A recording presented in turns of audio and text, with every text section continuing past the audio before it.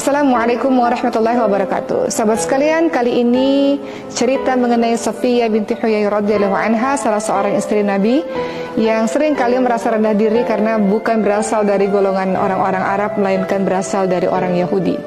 Bagaimana kisahnya? Ketika Rasulullah SAW melaksanakan perang Khaybar pada tahun 7 Hijriah, pada saat itu perlawanan yang sangat sengit melibatkan orang-orang Islam dan orang-orang Yahudi. Perang ini menjadi sedemikian penting karena kalau berhasil mengalahkan Khaybar, maka tentu saja perjalanan dakwah umat Islam menjadi lebih mudah untuk bisa memasuki pembebasan kota Mekah atau menyebarkan agama Islam di Mekah dan sekitarnya sampai ke seluruh dunia. Maka pada saat itu terjadilah perang antara orang Yahudi dan orang Islam di Khaybar. Dan peperangan antara orang Yahudi dan umat Islam di Khaybar dimenangi oleh umat Islam. Seorang wanita yang bernama Safiyah binti Huyai adalah seorang anak dari pemimpin orang Yahudi, yang kemudian pemimpinnya ini yang bernama Huyai kemudian gugur di medan peperangan, dan suami dari Safiyah juga gugur di medan peperangan, sehingga Safiyah binti Huyai menjadi orang yang tidak punya siapa-siapa dikarenakan banyak orang-orang Yahudi yang gugur dalam medan peperangan tersebut. Maka akhirnya orang-orang Yahudi ini menjadi tawanan perang.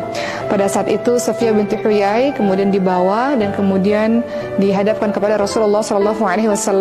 Rasulullah tahu Safiyah binti Huyai radhiyallahu anha ini bukan orang sembarangan. Beliau adalah anak dari seorang pembesar, anak dari seorang pemimpin kaum Yahudi. Maka Rasulullah SAW memberikan pilihan kepada Safiyah binti Huyai, apakah engkau ingin dimerdekakan lalu engkau kembali kepada kaummu, atau pilihan berikutnya adalah engkau menikah bersama denganku dan kemudian menjadi seorang muslim dan kemudian menjalankan kehidupan sebagai seorang muslim. Tentu dalam menjalankan dakwah ini salah satu cara yang dipakai oleh Rasulullah SAW adalah melalui jalur pernikahan. Dengan begitu wanita tersebut dimuliakan dan kaumnya merasa dimuliakan. Maka Safiyah binti Huyai memilih untuk menikah dengan Rasulullah SAW.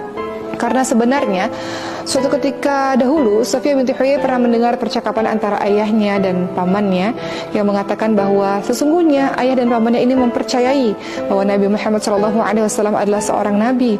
Hanya saja mereka sangat kecewa kenapa nabi berasal dari golongan orang-orang Arab, bukan berasal dari Bani Israel, dari keturunan Nabi Ishaq alaihissalam, dari keturunan mereka sendiri.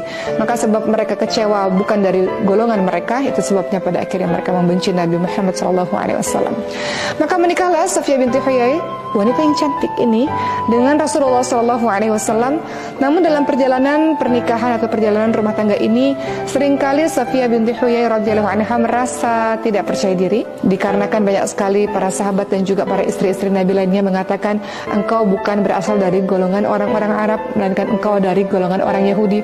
Maka ketika Safiyah binti Huyai mengadukan ini pada Rasulullah SAW, Rasulullah SAW menghibur hati Safiyah binti Huyai radhiyallahu anha dengan mengatakan, wahai Safiyah, kenapa engkau bersedih?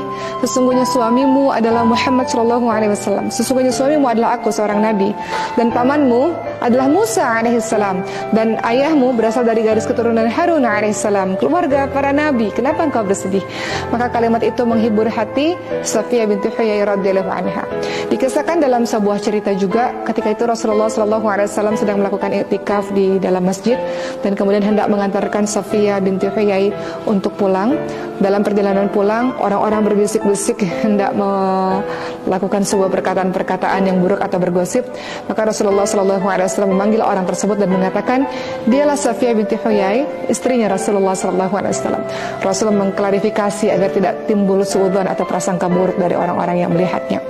Cerita lainnya, Siti Aisyah radhiyallahu anha dengan cemburunya yang kuat pernah mengatakan Safiyah binti Huyai adalah orang yang pendek, bertubuh pendek. Kemudian Rasulullah SAW menegur Siti Aisyah radhiyallahu anha dengan mengatakan, ya Aisyah, ketika engkau mengatakan demikian, maka seolah-olah ucapanmu itu bisa mengubah rasa air laut.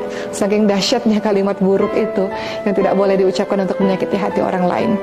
Dari kisah Safiyah binti Huyai radhiyallahu anha, salah seorang istri Nabi, yang pernah merasa tidak percaya diri dikarenakan banyak orang-orang di sekelilingnya mengatakan engkau bukan dari golongan orang Arab, yang menjadi istri Nabi engkau golongan orang Yahudi, dan beliau merasa sedih.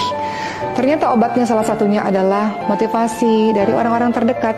Rasulullah SAW memotivasi, memberikan semangat kepada Safiyah binti Huyai. Wahai Safiyah, tidak usah bersedih, suamimu itu seorang nabi, pamanmu adalah Nabi Musa alaihissalam, ayahmu berasal dari garis keturunan Nabi Harun alaihissalam, kau orang yang mulia. Maka ternyata kalau kita insecure atau kalau kita kadang-kadang merasa tidak percaya diri, perlu ada orang-orang terdekat kita yang memberikan motivasi dan memberikan kita penyadaran bahwa kita itu hebat loh, bahwa kita itu luar biasa loh, bahwa kita itu banyak kelebihannya loh. Kenapa sahabat-sahabat sekalian, dalam kehidupan kita yang sekarang sering kali kita merasa insecure? Karena kita mungkin terlanjur percaya dengan apa kata orang-orang di luar sana, dan mungkin kita menilai diri kita banyak kurangnya, banyak buruknya karena kita berkonsentrasi dengan hal itu. Kalau teman-teman berkonsentrasi dengan kehebatan yang teman-teman miliki, insya Allah tidak ada insecure lagi. Bukankah Allah Subhanahu wa taala berfirman, a'udzubillahi minasyaitonir rajim, laqad khalaqnal insana fi ahsani taqwim. Allah Subhanahu wa taala ingatkan bahwa Allah telah menciptakan kita dalam bentuk yang sebaik-baiknya. Engkau sempurna, engkau hebat, engkau luar biasa. Maka supaya engkau tidak insecure lagi, sahabat-sahabat sekalian, caranya adalah banyak bersyukur kepada Allah Subhanahu wa taala, banyak berterima kasih atas segala nikmat yang Allah berikan. Terus-terusan merasa rendah diri, terus-terusan merasa buruk, terus-terusan merasa tidak bisa apa-apa, berarti khawatir engkau akan merendahkan Allah Subhanahu wa taala. Karena Allah menciptakanmu dengan begitu sempurna, maka buktikan dirimu adalah diri yang menjadi kebanggaan Allah dan Rasulnya. Jangan ada insecure lagi, jangan ada rendah diri lagi. Mudah-mudahan kita bisa mengambil pembelajaran dari seorang Safiyah binti Huyai, pernah merasa rendah diri, namun kemudian kembali percaya lagi bahwa dirinya adalah orang yang mulia karena punya banyak kelebihan-kelebihan lainnya.